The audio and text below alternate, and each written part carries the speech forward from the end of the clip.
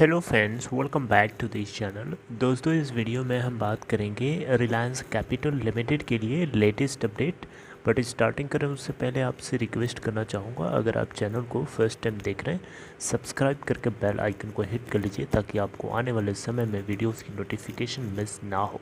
दूसरी चीज़ कि अगर आप डीमैट या ट्रेडिंग अकाउंट ओपन कराना चाहते हैं, डिस्क्रिप्शन बॉक्स में लिंक आपके लिए दिया गया है। दोस्तों, रिलायंस कैपिटल लिमिटेड अपने प्रीवियस ट्रेडिंग सेशन में भी लोअर सर्किट के ऊपर ओपन होने के बाद वहीं बंद होता है।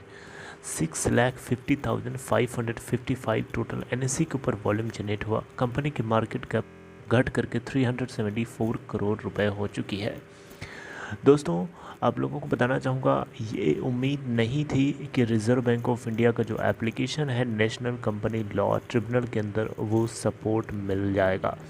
यानी मेरे घुमा फिरा के कहने का मतलब ये है कि नेशनल कंपनी लॉ ट्रिब्यूनल ने आरबीआई के एप्लीकेशन को रिजेक्ट नहीं किया है। उम्मीद यही थी कि रिजेक्ट करेगा, लेकिन ऐसा नहीं हुआ। इसका ठीक उल्टा हुआ। आरबीआई को यहाँ जीत मिली है और हम लोगों को हार मिल गई है। इसका मतलब क्या हुआ? इसका मतलब हुआ एनसीएलटी ने अपना अप्रूवल दे दिया है आरबीआई को कि जाओ आप insolvency proceedings, corporate insolvency proceedings आप शुरू करवा सकते हो इस कंपनी के खिलाफ। लेकिन यहाँ पे एक बहुत ही चिंता की बात, या यूँ कहिए कि एक बड़ी चौंकाने वाली बात ये निकल के आ रही है कि रिलायंस कैपिटल लिमिटेड की तरफ से इस पूरे CIRP प्रोसेस को, यानी कॉरपोरेट इंसॉल्वेंसी रेजोल्यूशन प्रोसेस को सपोर्ट किया जा रहा है। तो दोस्तों, यहाँ से एक बहुत बड़ा दिमाग में क्वेश्चन आता है कि अगर रिलायंस कैपिटल लिमिटेड इस रेजोल्यूशन प्रोसेस को सपोर्ट करता है, तो इस केस में तो ऐसा भी हो सकता है कि इस कंपनी के जो टोटल आउटस्टैंडिंग डेट है, इनकी प्रॉपर्टीज़ को बेच करके किसी तरीके से उनको चुका दिया जाए और कंपनी हो सकता है ये इनके हाथ में ही रहे। देखिए, इसके बोर्ड को सुपरसीड करने का मतलब हुआ कि अब इस कंपनी के अंदर कंट्रोल पूरी तरीके से रिजर्व बैंक ऑफ इंडिया के द्वारा अपॉइंट किए गए एडमिनिस्ट्रेटर के हाथ में है, राइट। तो अब यहाँ पे देखिए, रिलायंस कैपिटल लिमिटेड ये बात क्यों बोल रहा है कि वो आरबीआई को सपोर्ट करेगा इस कंपनी के रिजोल्यूशन प्लान के लिए?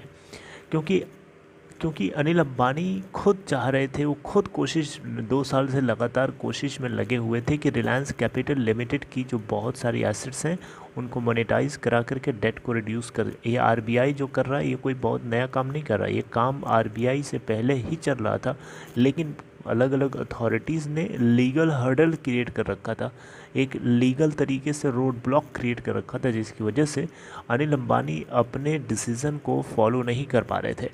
तो अब ये जो प्रोसेस हो रहा है, इसको आरबीआई की तरफ से जो लिया जा रहा है, इसको अनिल अंबानी पूरी तरीके से सपोर्ट कर रहे हैं और ये बोल रहे हैं कि आरबीआई का पूरा साथ दिया जाएगा और ये बिल्कुल चाहते हैं कि इस कंपनी के रेजोल्यूशन प्लान के लिए आरबीआई कुछ कर रहा है, ये अच्छी बात है, पूरा इनका सपोर्ट भरपूर रहेगा, राइट। टोटल आउटस्टैंडिंग डेट देखें तो 19,805 करोड़ रुपए का टोटल आउटस्टैंडिंग डेट है।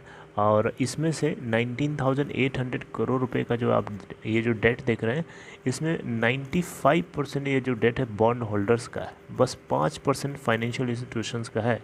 सोच सकते हैं, बैंक्स इसमें से ऑलमोस्ट बाहर हो चुके हैं और पूरा बॉन्ड होल्डर्स का पैसा है, और ये डिफ़ॉल्ट हो रहा था, जिसकी वजह से आरबीआई ने ये एक्शन लिया है। तो दोस्तों, अब सवाल उठता है कि क्या अगर आरबीआई के इस डिसीज़न को अनिल अंबानी अगर सपोर्ट करते हैं, तो इस कंपनी के स्टॉक को क्या डिलिस्ट नहीं होने दिया जाएगा? देखिए दोस्तों, इसके ऊपर कमेंट करना 100% गलत होगा, क्योंकि मैं गलत साबित हो सकता हूँ, मैं इसके ऊपर कोई कमेंट बाजी नहीं करना चाहता हूँ। लेकिन हाँ, जिस तरीके से सिचुएशन दिख रही है उस तरीके से तो यही लग रहा है मुझे, जो पूरी तरीके से गलत भी हो सकता है, कि अगर आरबीआई के इस डिसीज़न को अगर अनिल अंबानी फेवर कर रहे हैं, तो कहीं न कहीं वो अपने इंटरेस्ट के लिए भी सोच रहे होंगे ना। कोई आदमी अपनी कंपनी को डूबने देगा क्या? आप बताइए ना, नहीं देगा ना।